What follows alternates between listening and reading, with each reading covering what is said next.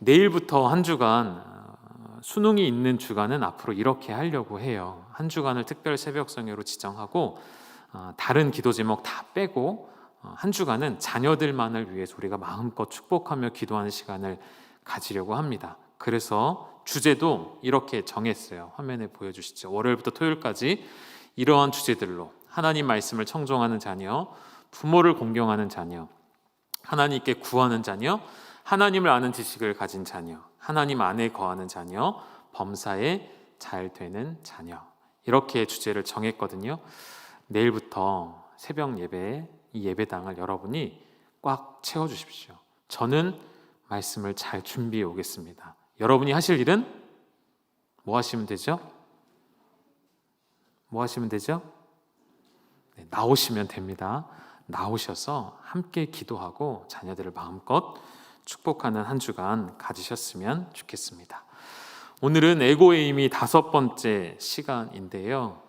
제가 좀 욕심을 부린 것 같아요. 한 주간 제 개인의 시간을 좀 가지면서 설교 준비하면서 요한복음 11장을 다 다루려고 준비를 하다 보니까 양이 좀 많아지더라고요. 그래서 불가피하게 두 주로 좀 나눠서 오늘 이 주제는 오늘과 다음 주로 나눠서 말씀을 드리겠습니다.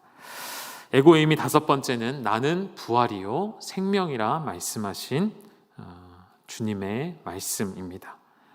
우리의 믿음, 우리의 삶을 한 번 더 생각해 볼 때 우리는 나도 모르게 우리의 삶과 신앙생활을 분리하는 경향이 있습니다. 그래서 우리의 삶 자체가 신앙생활이죠. 우리의 삶 전부가 믿음 생활이죠. 근데 우리는 자꾸만 믿음 생활과 현실을 구분 지으려고 하는 경향이 있습니다. 그것은 이원화될 수 없고 분리될 수 없는 것이고 하나임을 다시 한번 생각하면서 오늘 말씀을 들어가실게요. 여러분, 하나님의 임재 그리고 하나님의 우리를 향하신 관심, 그것이 늘 끊이지 않고 계속되는 것이 사실입니다. 때론 우리가 느끼지 못하고 우리가 눈이 어두워져서 귀가 어두워져서 볼 수 없을지라도 하나님의 임재하심과 하나님의 우리를 향하신 관심은 끊임없이 계속되는 것이 사실이죠. 그럼에도 불구하고 우리는 하나님의 부재 그리고 하나님의 무관심을 삶에서 깊이 체험할 때가 있습니다.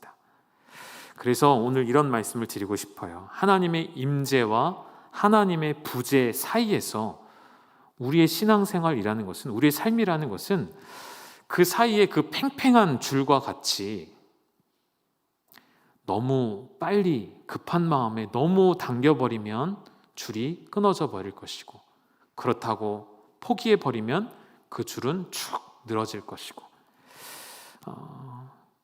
하나님의 임재와 부재 사이에서, 하나님의 관심과 무관심 사이에서 그 팽팽한 줄을 어떻게 받아들이고 어떤 삶의 믿음의 태도로 받아들여야 하는지가 우리의 신앙생활의 건강을 좌우하는 중요한 역할이라 생각이 되어집니다.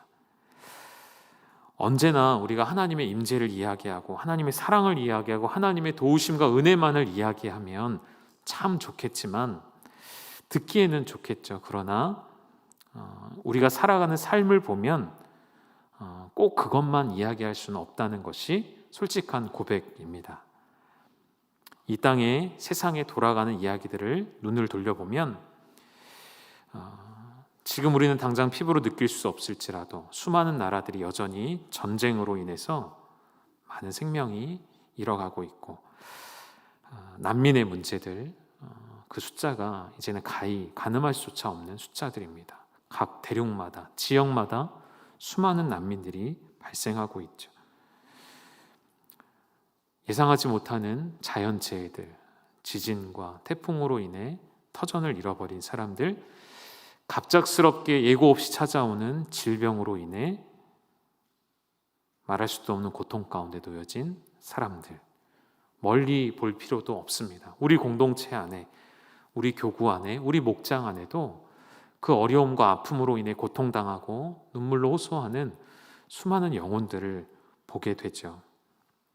과연 이러한 우리의 삶 속에서 그럴지라도 하나님 앞에 영광의 찬송을 올려드릴 수 있고 하나님의 임재를 경험한다 말할 수 있는 사람이 얼마나 될까요?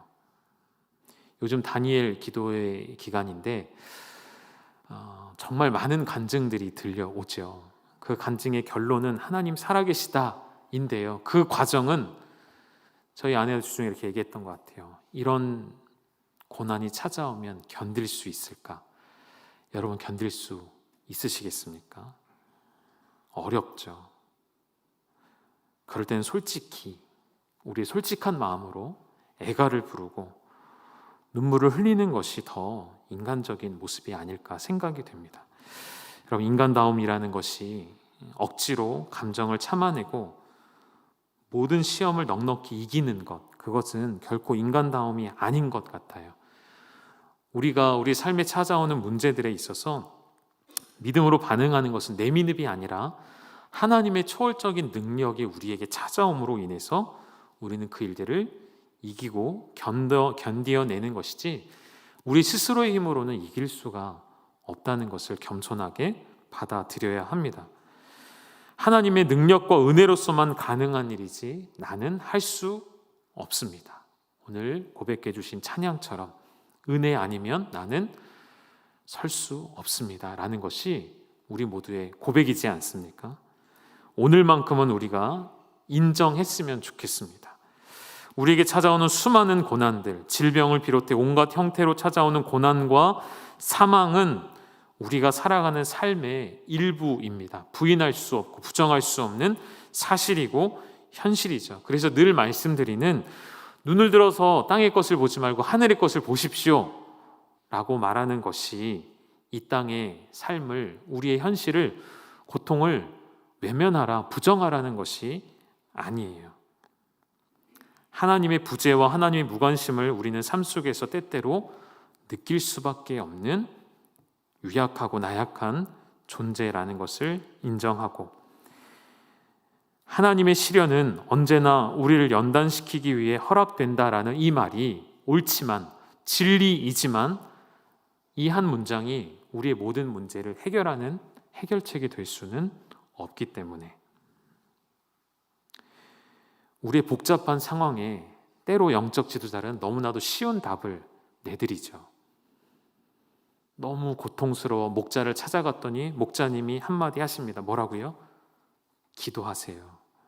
교구장님을 찾아갔더니 말씀을 읽으세요. 목사님을 찾아갔더니 예배 자리에 나오세요. 이것으로 다 해결할 수 없는 수많은 복잡한 문제들이 우리 삶에 있는 것이 현실이지 않으십니까? 그래서 때로는 섣불리 답을 주지 말아야 할 때가 있습니다. 하나님 앞에 그 문제를 갖고 더 씨름하도록, 더 하나님 앞에 고민하도록 그 일을 직면하고 인정하는 시간이 필요할 때가 있기에 때로는 섣불리 대답해주지 말아야 할 때가 있다는 것이죠. 우리 앞에 다가온 이 문제에 지금 당장 하나님으로부터 답을 들을 수 없을 때도 있으실 것입니다.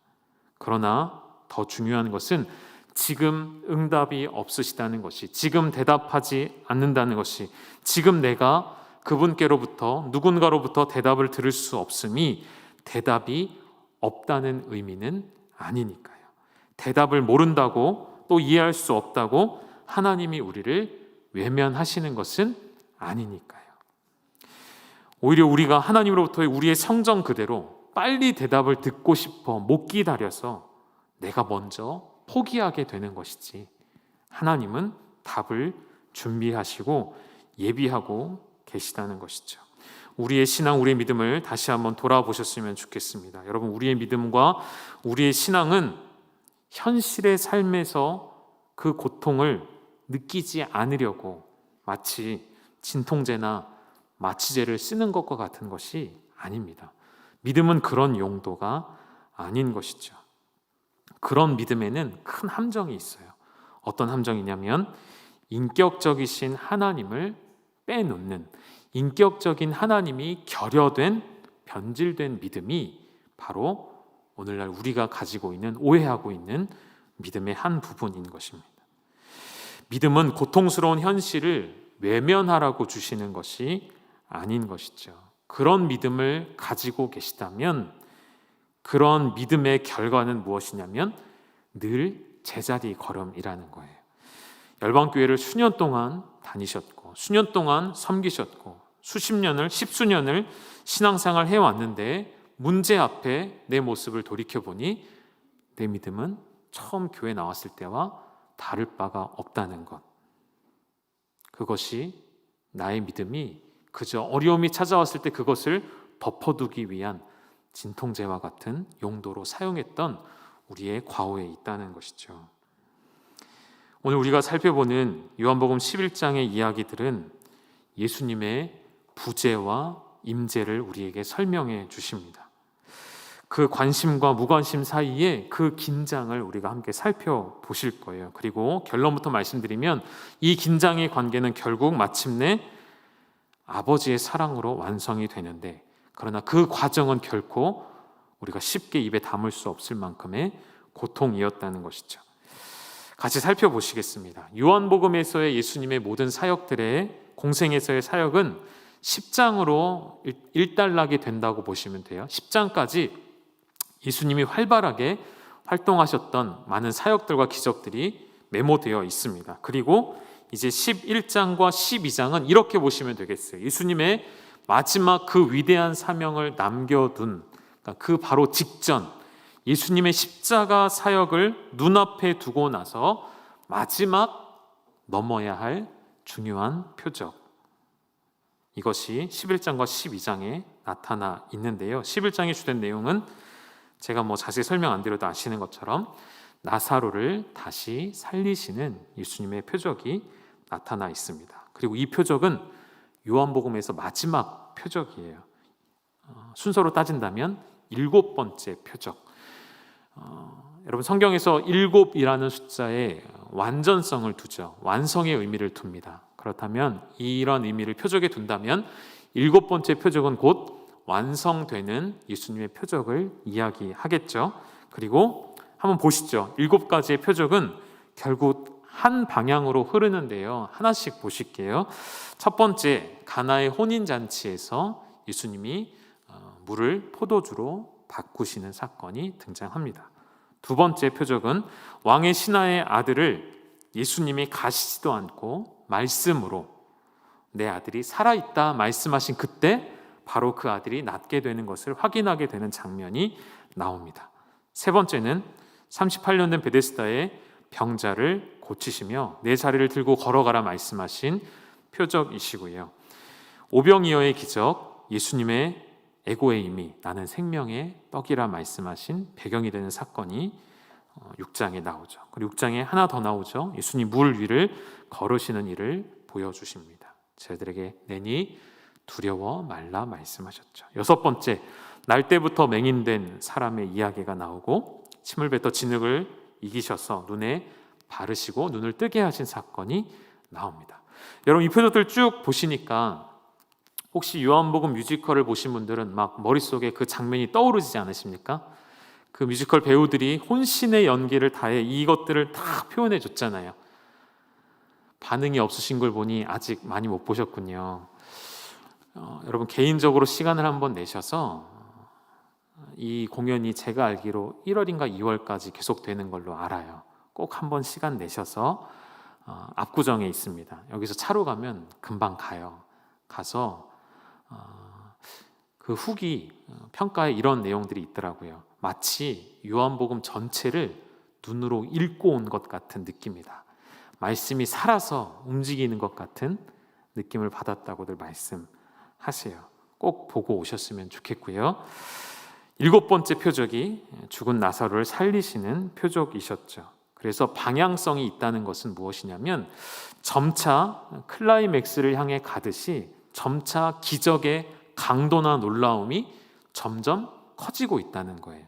그래서 마지막 7번째는 결국 예수님의 십자가 사역을 예표하는 죽은 나사로를 부활시키는 표적을 보여주셨다는 것이죠. 우리 11장의 내용을 함께 이제 살펴보시겠습니다. 11장의 시작은 그 배경과 등장인물을 설명하는데요. 먼저 세 사람을 소개합니다. 11장 1절에 마리아와 마르다와 나사로를 소개하고 요한은 누구에게 주목하냐면 바로 마리아에게 주목하죠. 2절의 말씀 띄워주시겠습니까? 2절 우리 한번 같이 읽겠습니다. 시작. 이 마리아는 향유를 주께 붓고 머리털로 주의 발을 닦던 자요 병든 나사로는 그의 오라버니더라. 세 남매 가운데 마리아라는 여인에게 주목하고 있죠. 마리아는 후에 향유를 주께 붓고 머리카락으로 예수님의 발을 닦아드린 여인입니다. 그리고 12장에서 이러한 마리아의 행위는 예수님의 장례를 예비한 사건으로 칭찬을 받죠. 그러니까 11장과 12장이 하나의 사건이고 이 사건이 결국 예수님의 장례, 십자가 사역을 암시하고 예표하고 있다는 내용을 요한이 계속 이것을 읽는 독자들에게, 우리에게 메시지를 던져주고 있다는 거예요. 그리고 이제 더 중요한 한 지명이 나옵니다. 사람보다 더 중요한 지명, 그곳은 어디냐면 베다니예요. 화면에 좀 표시해 드릴게요. 요한복음에는 두 곳의 베다니가 등장을 하는데요.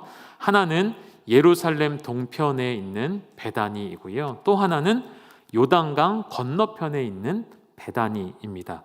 이 두 지명을 요한이 사용해서 우리에게 중요한 메시지를 주고 싶어 합니다. 오늘 제가 에고 에이미의 시리즈가 쭉 가다 보니까 나는 부활이요 생명이라고 말씀 제목을 정했지만 부제를 붙인다면 이렇게 정하고 싶었어요. 베다니에서 베다니까지 이렇게 붙여보고 싶었습니다. 들어보시면 왜 이런 생각을 했는지 아마도 이해가 되실 겁니다. 예루살렘에서 가까운 베다니는 화면에 보시는 것처럼 예루살렘에 가까운 베다니는 예루살렘에서 약 남동쪽으로 3km 정도, 아주 가깝죠. 걸어서 오갈 수 있는 작은 마을입니다. 베다니라는 이름의 문자적 뜻은 가난한 이들의 집 혹은 고통당하는 이들의 집이란 뜻을 가지고 있습니다. 왜 이러한 이름으로 지명이 붙여졌냐면 예수님 당시에는 여전히 구약의 정결법과 몸에 대한 규례들, 몸의 신체에 레위기에 나와 있는 말씀들 그대로 환부가 생기거나 전염병처럼 보이거나 움푹 들어가거나 휘어지거나 여러 가지 증상이 나타날 때 어떻게 됐었죠? 격리돼야 하는 그 율법을 따르고 있던, 우리가 볼 때는 예수님 당시를 신약 시대로 보지만 그 당시의 현실은 여전히 구약 시대의 끝쯤에 서 있었거든요. 그래서 이런 질병을 걸리게 되면 공동체에서 밖으로 나가 생활해야 하는데 그 중에 대부분의 사람들이 머무르는 곳이 바로 이곳 베다니였던 것이죠. 이곳에 많은 질병에 걸린 사람들이 있었고 그러한 마을이기 때문에 이 마을에 사는 사람들은 결코 부유한 사람들이 아니었습니다. 가난하고 더없이 가난한 그런 사람들이 모여 있는 곳, 이 베다니에 3남매가 있었던 것이죠. 마르다와 마리아와 나사로. 그리고 요한복음에 한 번 더 등장하는 베다니는 우선 요한복음 1장 28절부터 언급이 되었는데요. 여기 나온 것처럼 이 일은 요한이 세례 베풀던 곳 요단강 건너편 베다니에서 일어난 일이니라. 1장부터 언급이 된 이곳은 세례 요한이 베풀던 곳의 건너편 지역입니다. 그런데 지금 예수님이 위치한 곳이 바로 여기예요. 요단강 건너편 베다니, 여기에 지금 예수님이 머물고 계신 상황이에요. 이렇게 표현할 수 있는 거예요. 예수님이 베다니에 계신데 마리아와 마르다는 사람을 또 다른 베다니에 보내어서 나사로의 병을 고쳐주기를 희망하고 있는 것이죠. 나사로의 병이 어떤 병이었는지 성경에 나와 있지 않지만 한 가지 알 수 있는 것은 죽음에 다 다른 심각한 병이었다는 것은 우리가 추측해 볼 수 있겠죠. 그래서 그들은 지도로 보신 것처럼 거리가 꽤 멀어 보이지만 이제 학자들에 의하면 빨리 가면 하루, 천천히 가면 이틀 정도 걸리는 거리라고 봅니다. 이러한 거리에 계신 예수님을 위해서 그를 불러내기 위해 한 사람을 보냈던 것이죠. 그리고 오셔서 고쳐주시기를 바랬을 거예요. 그런데 그들의 정작 사람을 보내 예수님께 한 말은 조금 다른 의미였습니다. 직접적인 부탁이 없었고 두 가지를 예수님께 확인시켜 드리는 거예요. 3절을 한번 보시죠. 한번 같이 읽겠습니다. 시작. 이에 그 누이들이 예수께 사람을 보내어 이르되 주여 보시옵소서 사랑하시는 자가 병들었나이다 하니. 두 가지를 이야기했어요. 뭘 이야기했냐면 예수님, 나사로가 병들었습니다. 또 한 가지는 뭐죠? 예수님, 당신의 사랑하는 나사로입니다. 이 두 가지만 예수님께 던졌던 거예요. 왜 앞에 나왔던 많은 기적들처럼 예수님 와주십시오, 고쳐주십시오 라고 직접적으로 표현하지 않고 예수님, 나사로가 병들었고 그는 당신의 사랑하는 자입니다 라고 설명했을까요? 아까도 말씀드린 것처럼 요한은 예수님께서 행하시는 모든 일들의 그 기준이 사랑이라는 사실을 우리에게도 보여주기를 원했고, 실제로도 마리아와 마르다는 확신 가운데 있었던 거예요. 어떤 확신이죠? 여전히 나사로를 사랑하고 계시다는 확신, 그분의 변하지 않는 사랑을 확신했기에, 비록 죽을 병에 걸렸지만 예수님의 사랑을 믿기에 당신의 사랑하는 일을 살려내실 것을 그들은 믿었던 것이죠. 그래서 병이 낫게 된 나사로가 예수님을 증거하고 예수님의 행하신 일들을 나타내고 이것이 하나님의 영광이라 생각했던 것이죠. 그런데 우리 예수님은 이러한 그들의 기대에 어떻게 반응하셨을까요? 당장 고쳐주셨으면 좋았을 텐데 참 애매한 답을 주셨어요. 여러분이 마리아와 마르다라고 생각하시고 예수님의 답변을 한번 듣고 판단해 보십시오. 4절입니다. 우리 4절 함께 읽겠습니다. 시작.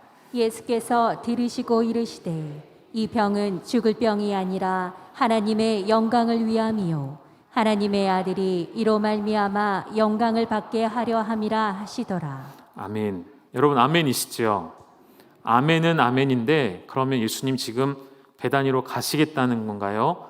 안 가시겠다는 건가요? 참 애매한 말씀을 하신 거예요. 가시겠다고 하는 것 같기도 하고 안 가시겠다고 하는 것 같기도 하고 모르겠어요. 중요한 것은 하나님의 영광을 위한 일이라고 못 박아 주시기는 했어요. 앞선 수많은 기적들 가운데 하나님의 영광이 드러났기 때문에, 그들의 고침을 통해 하나님의 영광이 드러났기 때문에, 그럼 이 말씀을 듣게 된 마리아와 마르다는 무슨 생각을 하겠습니까? 아, 고쳐주셔서 하나님의 영광을 드러나게 하겠구나 라고 우리는 예상하겠죠. 그런데 여러분, 우리가 예수님의 행동, 예수님의 말씀, 예수님의 이동하시는 모든 길들을 따라다니며 예수님을 다시 한번 바르게 관찰한다면 예수님은 사람들의 필요에 따라 움직이시지 않으셨어요. 예수님은 늘 아버지의 뜻을 따라 움직이셨죠. 예수님의 움직이시며 때와 시간을 결정하신 동기는 딱 두 가지였습니다. 5절을 보시면 5절에 나온 것처럼 그 동생과 나사로를 사랑하셨다는 표현처럼 사랑의 근거에서 움직이셨고요. 또 한 가지는 아버지의 뜻을 따라 움직이셨습니다. 그러면 사랑하신다고 하셨으니까 가셔서 고쳐주셔야 하는데 그렇지 않으셨다는 것이죠. 이런 말씀을 여러분께 좀 나눠드리고 싶습니다. 하나님께서 우리를 사랑하시기 때문에, 예수님이 우리를 사랑하시기 때문에 늘 우리가 원하는 대로, 늘 우리가 원하는 방식대로, 늘 우리가 원하는 때에 해주셔야 하는 것은 아니라는 것을 여러분 반드시 기억하셔야 합니다. 예수님의 사랑은 우리의 사랑과는 다른 차원의 것이기 때문에, 예수님의 사랑이 기초하고 있는 것은 다른 우리의 육체적인 어떤 감정, 서로 함께한 시간, 그런 정에 매여 있는 사랑이 아니고요. 예수님의 기초하고 있는 사랑은 하나님 아버지와 아들이신 예수 그리스도의 사랑의 관계에 기초하고 있는 거예요. 여러분, 하나님이 아들을 사랑하셨습니다. 아들이신 예수님은 하나님을 사랑하셨죠. 차이에 어떤 일이 일어났습니까? 하나님이 사랑하는 그 아들을 십자가에 내어 주셨습니다. 그리고 그 십자가에 달리신 예수님은 사랑함으로 아버지의 뜻에 순종하셨습니다. 하나님이 우리에게 가르쳐 주신 사랑은 이러한 사랑이세요. 우리가 원하는 대로, 우리가 때 부리는 대로 다 들어주시는 사랑이 아니라는 생각을 해보셔야 합니다. 예수님은 하나님 아버지께서 당신의 백성을 얼마나 사랑하시는지 잘 알고 계셨죠. 그래서 그 아버지의 계획과 아버지의 일하심에 당신께서 순종하심으로 십자가에 달리시는 것이 우리를 가장 사랑하시는 방법이라는 것도 알고 계셨습니다. 우리가 여러분 십자가를 그렇게 이야기하잖아요. 하나님의 공의와 하나님의 사랑이 명확하게 드러난 곳. 하나님의 공의와 사랑이 함께 나타나는 곳이 십자가인 것처럼 이 십자가에 하나님의 부재와 하나님의 임재가 함께 나타났듯이, 여러분 우리가 기도하잖아요. 날마다 기도하잖아요. 때로는 병들어 있는 우리의 지체들을 위해, 혹은 자녀들의 직장의 문제를 위해, 자녀들의 진학의 문제를 위해, 우리 가정의 어떤 문제를 위해, 우리 사업과 우리 어떤 일어난 감당할 수 없는 문제들을 하나님 앞에 간구할 때에 예수님은 우리를 정말 사랑하시기 때문에 즉각 들어주시지 않고 아버지의 뜻을 구하는 예수님이십니다. 그 모습이 바로 이 6절의 증거로 나타나요. 6절 우리 같이 함께 읽겠습니다. 시작. 나사로가 병들었다 함을 들으시고 그 계시던 곳에 이틀을 더 유하시고. 예수님 건너편 베다니에 이틀을 더 유하시기로 결정하셨습니다. 왜죠? 지금 당장 나사로는 죽게 생겼는데 왜 이틀을 더 유하시기로 했을까요? 여러분 앞 구절 5절을 보시면 분명히 고백하셨잖아요. 예수께서 본래 마르다와 그 동생과 나사로를 사랑하시더니, 사랑하셨으면 가셔야 하잖아요. 사랑하셨으면 뭔가 조치를 취해 주셔야 되잖아요. 아무것도 안 하셨단 말이죠. 그냥 그곳에 이틀을 더 유하셨어요. 말이 안 되지 않습니까?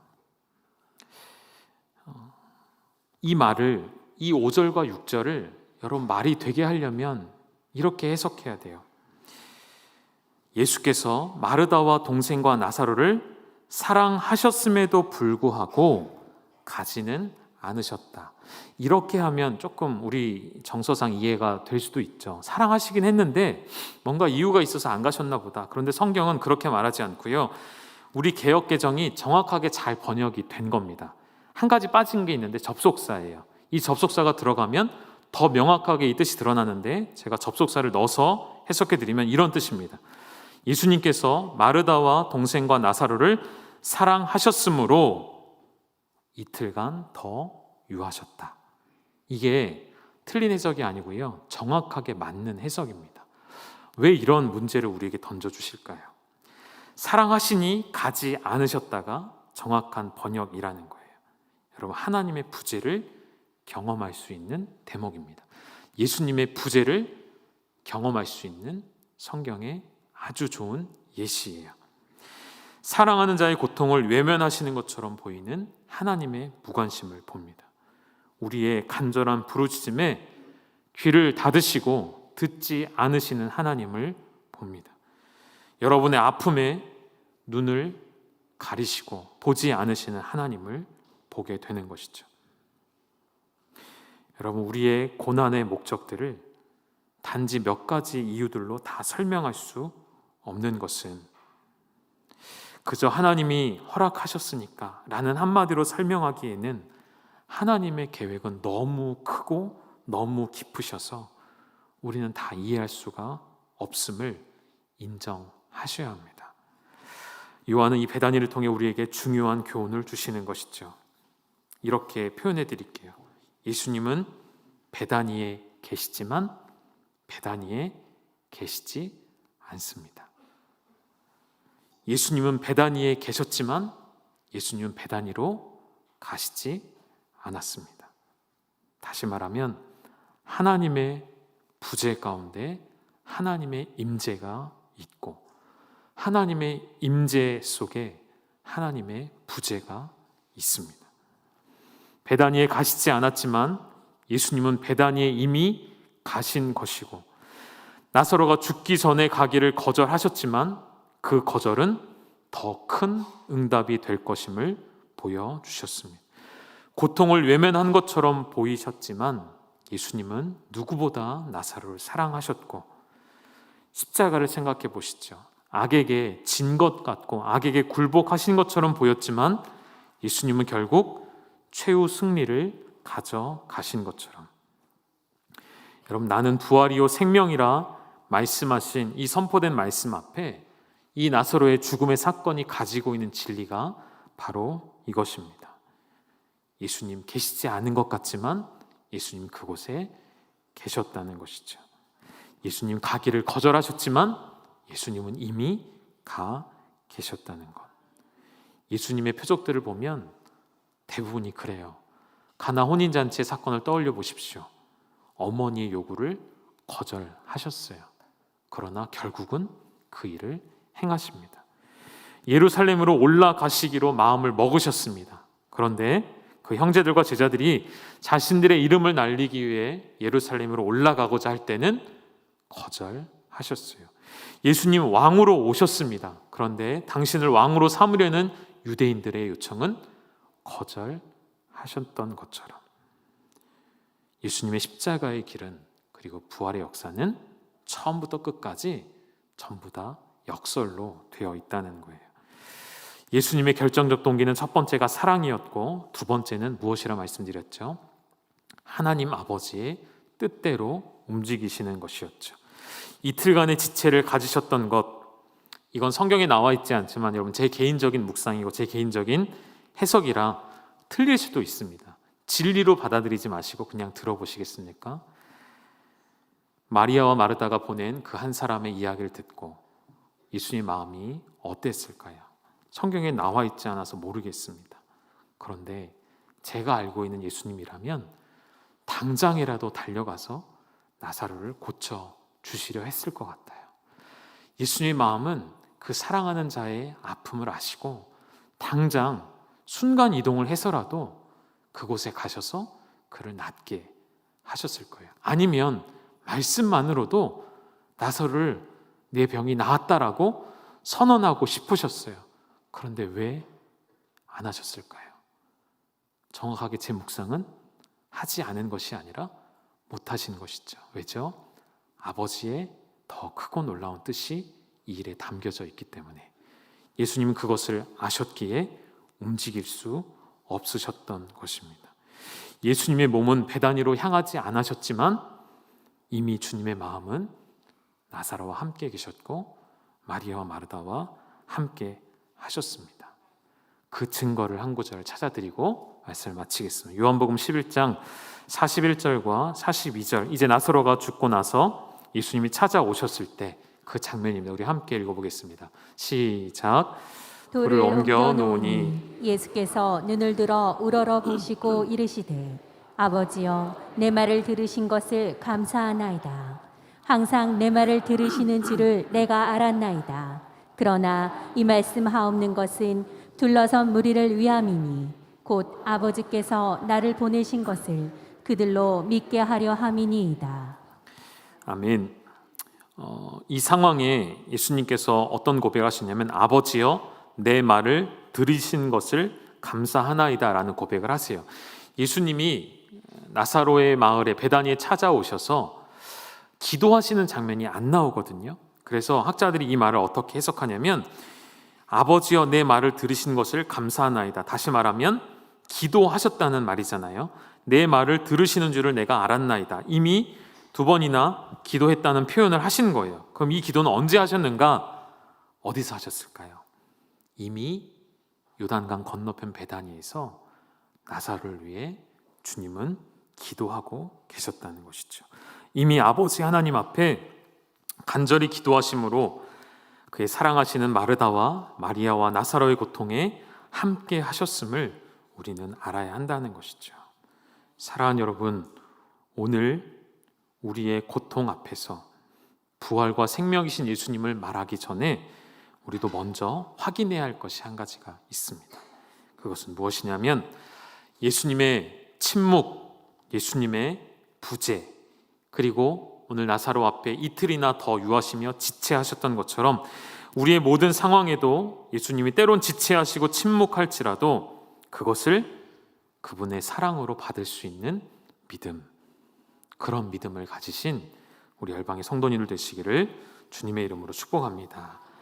여러분, 하나님을 이렇게 질문 드려볼게요. 얼만큼 믿으십니까? 하나님을 얼마나 신뢰하십니까? 우리가 하나님을 믿고 신뢰하는 것은 정확히 말하면 우리의 믿음의 분량만큼 신뢰할 수 있겠죠. 그런데 그 믿음의 분량만큼 하나님을 신뢰하면 그 믿음에는 반드시 한계가 찾아올 수밖에 없습니다. 그렇다면 우리는 하나님을 어떻게 신뢰하고 얼만큼 믿어야 할까요?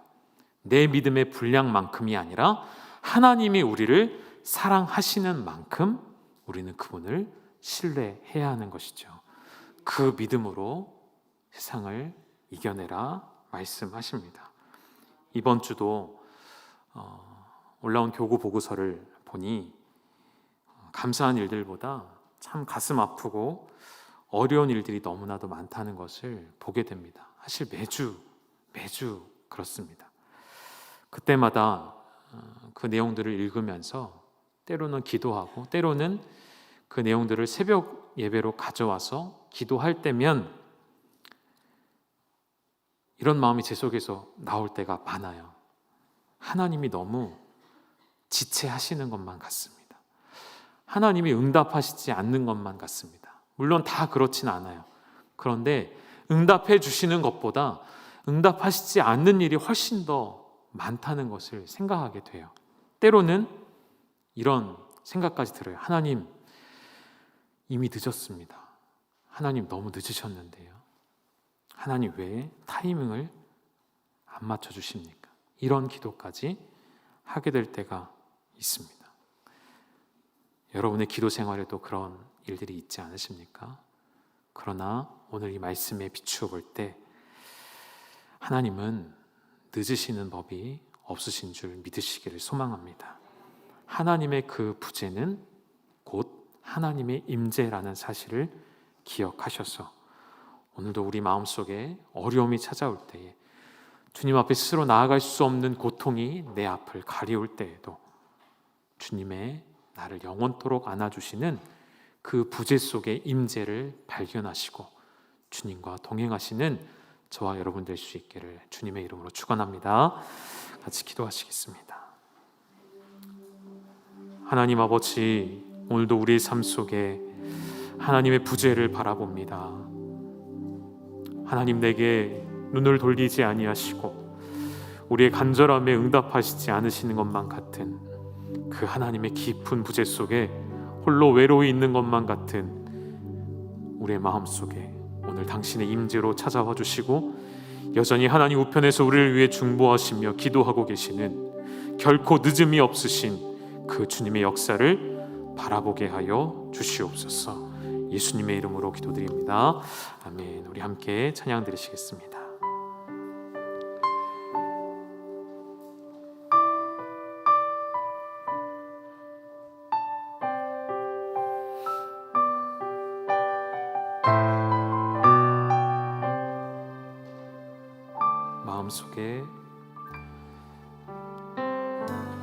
마음속에 어려움이 있을 때,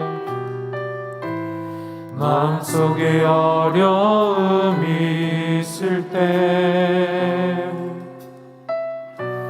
마음속에 어려움이 있을 때 주님 내게 먼저 오사 내 마음을 만지고 주님 앞에 나올 수 없을 때, 주님 앞에 나올 수 없을 때, 주님 앞에 나올 수 없을 때 주님만 먼저 안으시네.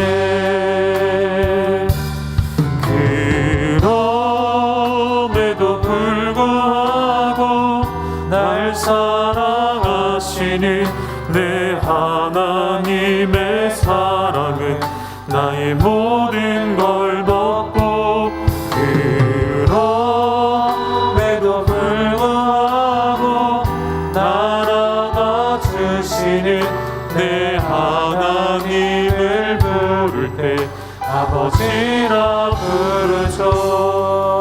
우리 다시 한번 찬양할 때는 여러분 자리에서 일어나셔서 우리의 삶 가운데 하나님의 부재가 느껴질 때라면 하나님의 임재를 경험케 해달라고 기도하시는 그런 마음으로 우리 다시 한번 찬양으로 고백하시며 나아가시겠습니다.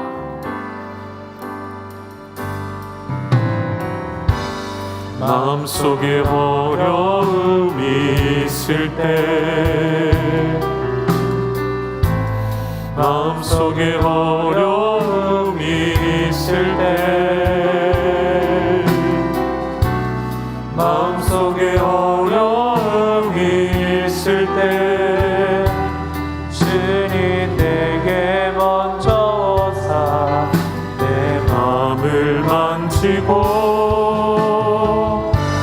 주님 앞에 나올 수 없을 때 우리 손을 들고 함께 찬양하실까요? 주님 앞에 나올 수 없을 때 주님 앞에 나올 수 없을 때 주님 날 먼저 안으시네. 그럼에도 불구하고 날 사랑하시는 내 하나님의 사랑은 나의 모든 걸 덮고 그럼에도 불구하고 날 안아주시는 내 하나님을 부를 때 아버지라 그럼에도 불구하고 날 사랑하시는 내 하나님의 사랑은 나의 모든 걸 덮고 그럼에도 불구하고 날 안아주시는 내 하나님을 부를 때 우리 한 번 더 믿음으로 고백하실까요? 그럼에도 불구하고 날 사랑하시는 내 하나님의 사랑에 나의 모든 걸 덮고 그럼에도 불구하고 날 안아주시는 내 하나님을 부를 때 아버지라 부르죠. 우리 함께 주신 말씀을 기억하고 주신 말씀을 붙잡고 함께 기도하기를 원합니다. 하나님의 부재 가운데 계십니까? 하나님의 무관심 속에 있는 것만 같으십니까? 그렇지 않습니다.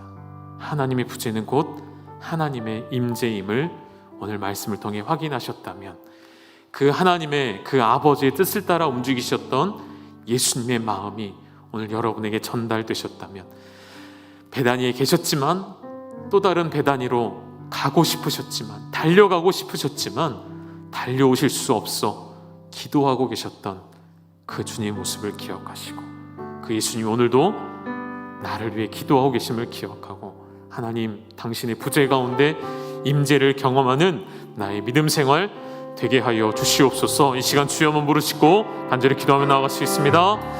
주여 하나님 아버지 오늘도 하나님의 부재를 경험합니다.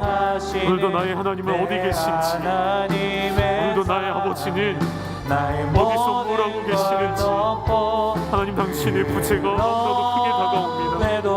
하나님 이 교회 머리 되신 우리 주님은 어디 계신지 주님 앞에 내가 머물기를 원하고 주님이 교회를 지켜주시기를 원하는데 주님 어디 계십니까?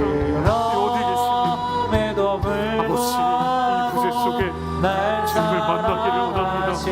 이 부재함 가운데 주님의 임재를 경험하기를 원합니다. 아버지 하나님, 베다니에서 베다니까지 가기를 원하셨으나 그 발로 걸어갈 수 없으셨기에 아버지 앞에 간절히 구하셨던 예수님의 그 마음을 오늘 우리가 누리기를 원하오니 아버지 하나님, 오늘 사랑하는 우리 열방의 모든 가족들 가운데 하나님의 부재를 하나님 이제는 하나님의 임재로 채우는 시간을 갖게 하여 주시고, 죽음 이후에 부활 이후 생명이 되셨던 그 주님의 놀라우신 말씀을 우리 오늘 우리의 삶 가운데 누리게 하여 주시옵소서. 아버지 하나님, 우리 사랑하는 공동체 시체들의 아픔을 바라봅니다. 그들의 부재 가운데 주님 오늘 손 내밀어 주시고 주님의 임재가 넘치게 하여 주시옵소서. 아버지라 부르소.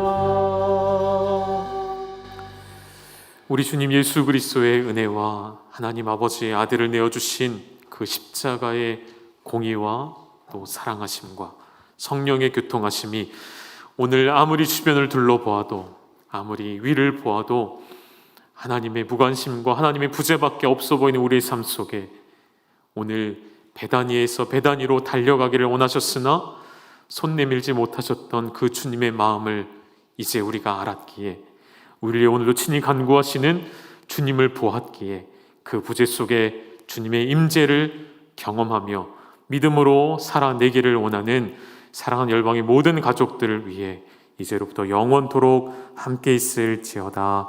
아멘.